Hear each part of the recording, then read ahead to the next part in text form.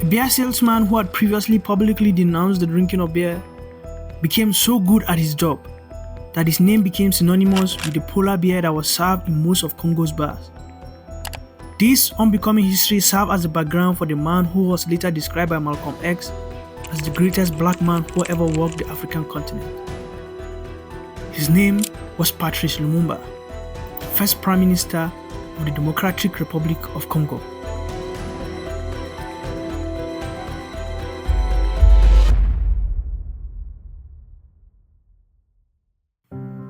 Patrice Lumumba was born on July 2, 1925 in Kasai province of Belgium, Congo. With just primary education, Lumumba emerged to become one of Africa's most vocal critics of colonialism. The Congo was a colony of Belgium, and as such, he attended both Protestant and Catholic schools run by the white Belgian missionaries. Lumumba was intelligent and used to ask too many problematic questions in class. As a child, he was defined by his intelligence, often pointing out others' errors, including his teachers, which earned him a reputation for arrogance. This habit of questioning things did not die in childhood. It was the very spirit that led him to question the oppression of his people. After finishing school, Lumumba worked as a traveling beer salesman. He was also a poet and a philosopher, reading many of the works of Voltaire and Rousseau. In his early 20s, he went through a string of relationships. Eventually, he married Pauline, and they had 4 children together. In 1956, he was caught stealing what was the equivalent of his 2 years' salary. Before this, he had been stealing for 3 years without detection. The reason he gave was a good insight into who he was at this time, just 4 years before Congo's independence. How can a man improve his standard of living, secure decent conditions for his family, pay for his children's education, and in general enter the ranks of the civilized with such an inadequate income, he asked. As you can see, this was not the question of a repentant thief, it was the question of a rebel with a cause. It is widely believed that experience is the best teacher. In Lumumba's case, prison taught him a valuable lesson that forever altered the course of his life, and not just his life, but the life of his country. The first stirrings of nationalism in Lumumba began when he was jailed for the aforementioned theft in 1956, and he found prison conditions unbearable. The Stanleyville prison was overcrowded far beyond its capacity and full of urine. He complained that prison inmates were served food that the European will never serve to his dog. He began to rail against inequality and other glaring injustices that his eyes had not been previously open to. It wasn't just the conditions of his country that changed his thinking and inspired him to fight for the freedom of his people. Much of Africa was forging the route to independence. It was the Congo's time. They had to join the train of freedom. But to do that, they needed a leader, a hero who would mobilize them, speak for them, and give their aspirations a voice. For this, history smiled upon Congo and gave them Lumumba. Unfortunately for Lumumba and his family, he would pay a high price for his calling.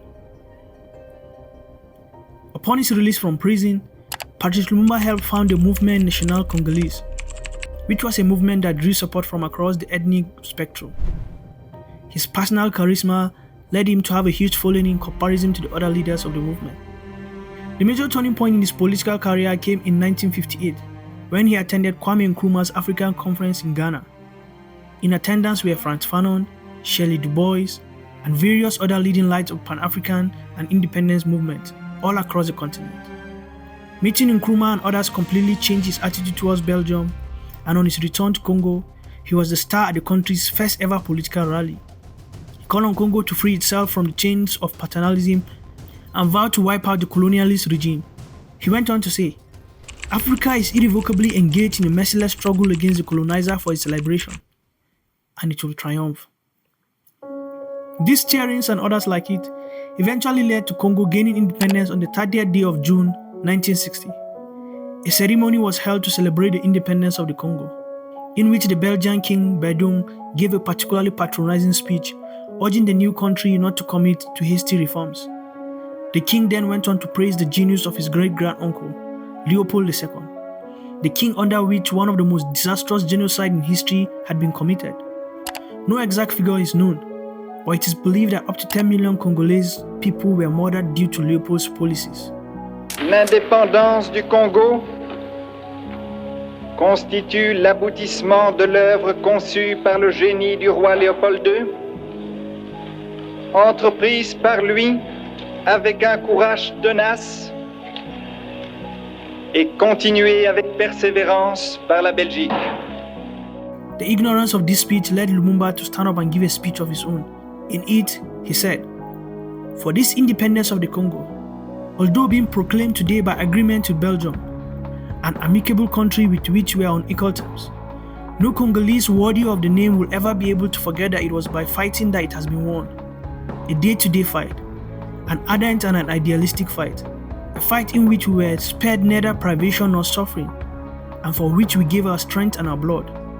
We are proud of this struggle of tears, of fire, and of blood, to the depths of our being, for it was a noble and a just struggle, and indispensable to put an end to the humiliating slavery which was imposed upon us by force."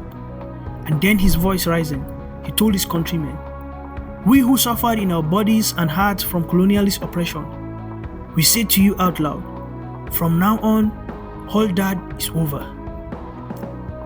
The sensationalism of the speech brought global fame to Patrice Lumumba, with many Western nations suddenly aware that Patrice Lumumba represented a threat to their interests in the Congo. From that day forward, Lumumba was a madman. The first job of the post-independence Congo leaders was political and economic reforms.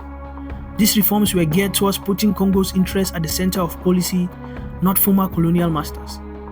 At the forefront of these reforms being made in Congo at the time was Patrice Lumumba, having been appointed as his first prime minister, and it angered too many people. The lenses of the world power gods fixed on him, and alongside their gaze, they aimed their spear at his heart. The beginning of the end of his political career came on the 5th of September when Kasavubu, the president at the time and his political rival, dismissed him from office as prime minister. This caused a rift in the Congolese National Assembly as they disagreed with the president's decision and ordered that Lumumba be reinstated. This did not happen, since a faction of the Congolese army under Colonel Mobutu took over the government, and instead put Lumumba under house arrest under the protection of Ghanaian troops of the UN force. Lumumba managed to get out of house arrest in Kinshasa and attempted to leave for Stanleyville, but he was arrested by an army patrol and held prisoner in a military camp in Tisville. His earlier prison experience bettered a passion for his country, and the fire that was lit only got stoked the more by subsequent happenings. While in prison again, he wrote a letter to his wife. The content of the letter captured his heart for his people and the Congo as a whole. It communicated his heart and the passion that drove him to do the things he did. He also mentioned how he was ready to give himself and to give of himself for the betterment of his nation. In his words, it didn't matter whether he lived or died. His person was less important in the grand scheme of things. The freedom and the development of Congo was more important. Excerpt from the letter read, "To my sons, whom I am leaving and whom perhaps I shall not see again, I want to say that the future of Congo is splendid and that I expect from them, as from every Congolese, the fulfillment of the sacred task of restoring our independence and sovereignty. Without dignity, there is no freedom. Without justice, there is no dignity. And without independence, there are no free men. Neither brutal assault, nor cruel maltreatment, nor torture have ever led me to beg for mercy, for I prefer to die with my head held high, unshakable faith, and the greatest confidence in the destiny of my country, rather than live in the slavery and contempt for the sacred principles. History will one day have its say. It will not be the history taught in the United Nations, Washington, Paris, or Brussels. However, it will be the history taught in the countries that have rid themselves of colonialism and its puppet. Africa will write its own history, and both the north and south of the Sahara, it will be a history of glory and dignity. Do not weep for me, my companion. I know that my country, now suffering so much, will be able to defend its independence and its freedom. Long live Congo. Long live Africa." In penning this down, he unknowingly signed his own death sentence. On December 3, 1960, Patrice Lumumba was held along with other ministers who supported him in Tisville military barracks. From the military barracks, Lumumba was transferred to Elizabethville, Katanga on January 18, 1961. Despite the presence of United Nations troops, he was picked up by a small group led by Katanga's Interior Minister, Godfred Munongo. Lumumba was taken to a nearby house where he was assassinated. It was said that he wasn't just killed. He was killed, then sliced with a saw into pieces, then buried in an unmarked grave. His killers could not tolerate the idea that even a remnant of him should survive. He was too powerful even in death.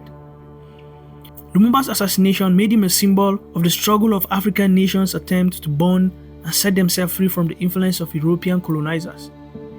His legacy is one of a beloved revolutionary and a martyr who gave dignity to Congolese people, emerging from the backdrop of Belgian colonial rule, perhaps the most brutal episode of European colonialism in history. Since his death, he has been remembered as an icon of anti-imperialism, not just in the Congo, but in the anti-imperialist movement all over the world. He was hailed as a hero by the Soviet Union, and in the US, he had great influence upon the civil rights movement, becoming a much revered figure in the fight for recognition of black rights. His death closed the curtain on the scenes of his life, cutting from the root a tree that was just beginning to grow. He was only 35. Thankfully, death could not shut his voice. The wise saying goes that it is not the years in life that count, but the life in those years. This is very true of Patrice Lumumba. Given no more than 10 months to implement much needed changes in his country, his life was short-lived, but the quality of life he lived in those years had extended far beyond how long he lived, and he continues to speak. Unfortunately for Congo, since the death of Lumumba, the country has been engulfed in wars and conflict that has left most of its citizens poor. It has not had another leader like Lumumba ever since. Lumumba did not die, for he was more than a person. He was an idea for a free Africa. He will continue to live long after we are gone. Thank you for watching this episode. If you enjoyed this episode, kindly subscribe, share with your friends, and give this video a thumbs up. Till I see you again, bye bye.